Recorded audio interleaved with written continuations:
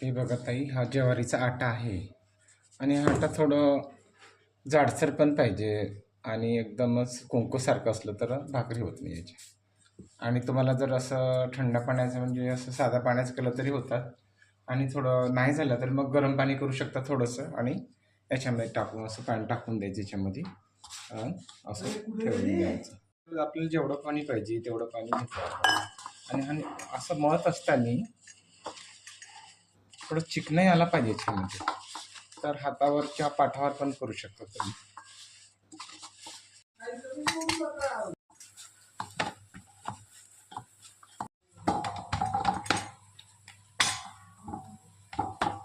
आपल्याला जशा आकाराची पाहिजे तशा आकारात आपण बनवू शकतो.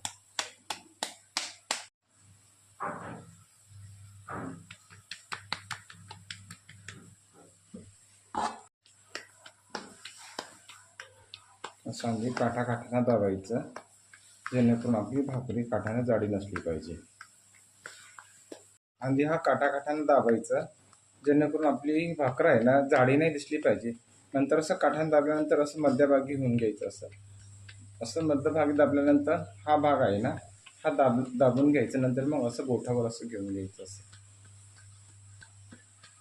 आणि आपल्या हाताला जर चिपकत असेल तर थोडं पाणी घ्यायचं असं.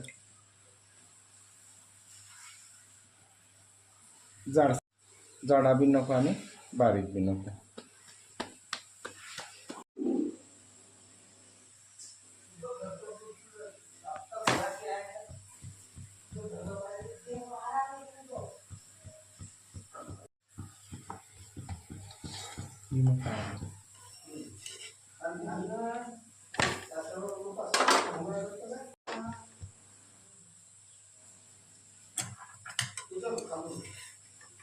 बघा, खालून जर सकल्या गेली असं डाग आले पाहिजे, कच्चे राहू शकते. डबल फिरवायचं नाही याला, कसं ठेवायचं नंतर याला गॅसवर फिरवून द्यायचं.